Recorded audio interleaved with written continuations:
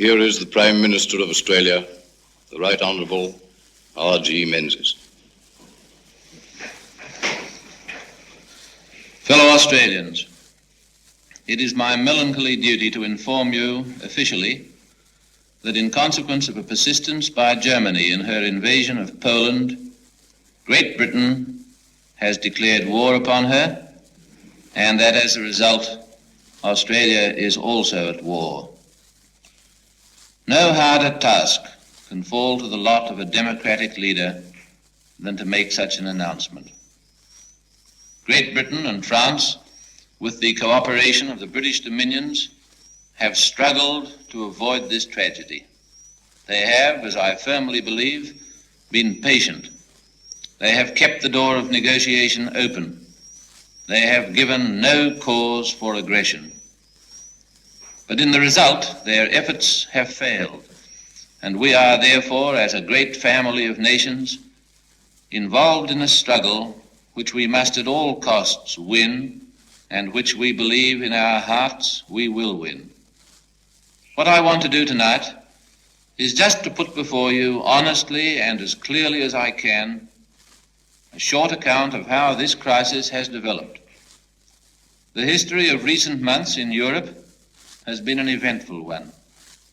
It will exhibit to the eyes of the future student some of the most remarkable instances of a ruthlessness and indifference to common humanity which the darkest centuries of European history can scarcely parallel.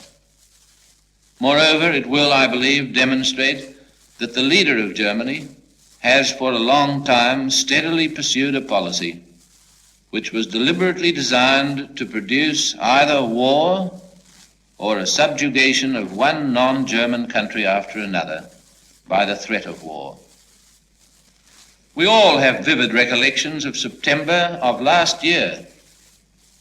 Speaking in Berlin on September the 26th, 1938, Hitler said, referring to the Sudeten-German problem, which was then approaching its acutest stage, "And now the last problem which must be solved, and which will be solved, concerns us.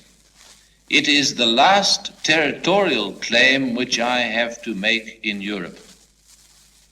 4 days later, at Munich, when the problem had been settled on terms which provided for the absorption of the Sudeten country into Germany, and which otherwise professed to respect the integrity of the remainder of the Czechoslovak state, Hitler participated with the Prime Minister of Great Britain in a statement which went out to all the world. Its most important sentence was this: "We are resolved that the method of consultation shall be the method adopted to deal with any other question that may concern our two countries, and we are determined to continue our efforts to remove possible causes of difference and thus to contribute to assure the peace of Europe." What a strange piece of irony that seems today, only 12 months later. In those 12 months, what has happened? In cold-blooded breach of the solemn obligations implied in both the statements I have quoted, Hitler has annexed the whole of the Czechoslovak state, has, without flickering an eyelid, made a pact with Russia, a country the denouncing and reviling of which has been his chief stock in trade ever since he became Chancellor, and has now, under circumstances which I shall describe to you, invaded with armed force and in defiance of civilized opinion the independent nation of Poland. Your own comments on this dreadful history will need no reinforcement by me.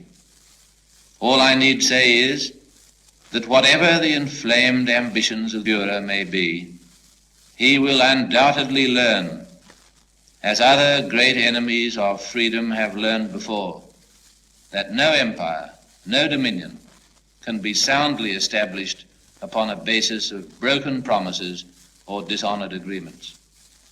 Let me now say something about the events of the last few days. The facts are not really in dispute.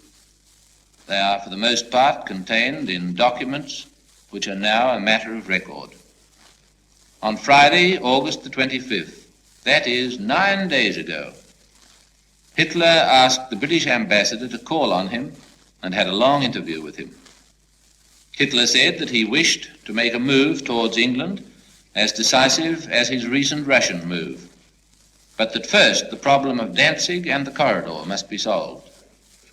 He went on to indicate that he was looking forward to a general European settlement and that if this could be achieved, he would be willing to accept a reasonable limitation of armaments. On Saturday, August the 26th, the British ambassador flew to London to give a detailed account of his conversation to the British government. On Sunday, the 27th, the British cabinet fully considered the whole matter and, incidentally, was apprised by me of the views of the Australian government. On Monday, August the 28th, the British reply, which I may say was entirely in line with our own views, was taken back to Berlin and was delivered to Hitler in the evening. That reply stated that the British government desired a complete and lasting understanding between the two countries and agreed that a prerequisite to such a state of affairs was a settlement of the German-Polish differences. It emphasized the obligations which Great Britain had to Poland and made it clear that Great Britain could not acquiesce in a settlement which would put in jeopardy the independence of a state to which it had given its guarantee. The government said, however, that it would be prepared to participate in an international guarantee of any settlement reached by direct negotiation between Germany and Poland, which did not prejudice Poland's essential interests. The note pointed out that the Polish government was ready to enter into discussions and that it was hoped that the German government would do the same. On the night of Tuesday, August the 29th, Hitler communicated to Sir Neville Henderson his reply to the British note. In it, he reiterated his demands, but agreed to accept the British government's offer of its good officers in securing the dispatch to Berlin of a Polish emissary. In the meantime, it was stated, the German government would draw up proposals acceptable to itself and would, if possible, place these at the disposal of the British government before the arrival of the Polish negotiator. Astonishingly enough, for the German proposals were not then even drafted, the note went on to say that the German government counted on the arrival of the Polish emissary on Wednesday, August the 30th, which was the very next day. Sir Neville Henderson pointed out at once that this was an impossible condition, but Hitler assured him that it was only intended to stress the urgency of the matter. On the Wednesday, Hitler's communication was received by the British government, and their reply was handed by Sir Neville Henderson to von Ribbentrop, the German foreign minister, at midnight. At the same time, the British ambassador asked whether the German proposals which were to be drawn up were ready, and suggested that von Ribbentrop should invite the Polish ambassador to call and should hand to him the proposals for transmission to his government. I would have thought this was a very sensible suggestion, but von Ribbentrop rejected it in violent terms. Von Ribbentrop then produced a lengthy document containing the German proposals, which you subsequently saw in the newspapers, and read it aloud in German at top speed. Sir Neville Henderson naturally asked for a copy of the document, but the reply was that it was now too late, as the Polish representative had not arrived in Berlin by midnight. You see what a travesty the whole thing was. The German government was treating Poland as in default because she had not by Wednesday night offered an opinion upon or discussed with Germany a set of proposals of which, in fact, she had at that time never heard. Indeed, apart from the hurried reading to which I've referred, the British government had no account of these proposals until they were broadcast in Germany on Thursday, August the 31st. On the night of August the 31st, the Polish ambassador at Berlin saw von Ribbentrop and told him that the Polish government was willing to negotiate with Germany about their disputes on an equal basis. The only reply was that German troops passed the Polish frontier and began war upon the Poles at dawn on the morning of Friday, September the 1st. One further fact should be mentioned, and it is this. In the British government's communication of August the 30th, it informed the German Chancellor that it recognized the need for speed and that it also recognized the dangers which arose from the fact that two mobilized armies were facing each other on opposite sides of the Polish frontier, and that accordingly it strongly urged that both Germany and Poland should undertake that during the negotiations no aggressive military movements would take place. That being communicated to Poland, the Polish government on Thursday, August the 31st, categorically stated that it was prepared to give a formal guarantee that during negotiations, Polish troops would not violate the frontiers, provided a corresponding guarantee was given by Germany. The German government made no reply whatever. My comments on these events need not be very long. The matter was admirably stated by the British Prime Minister to the House of Commons in these words: "It is plain, therefore, that Germany claims to treat Poland as in the wrong because she had not by Wednesday night entered upon discussions with Germany about a set of proposals of which she had never heard." Let me elaborate this a little. You can make an offer of settlement for two entirely different purposes. You may make your offer genuinely and hoping to have it accepted or discussed with a view to avoiding war. On the other hand, you may make it hoping to use it as window dressing and with no intention or desire to have it accepted. If I were to make an offer to my neighbor about a piece of land in dispute between us, and before he had had the faintest opportunity of dealing with my offer, I violently assaulted him, my offer would stand revealed as a fraud.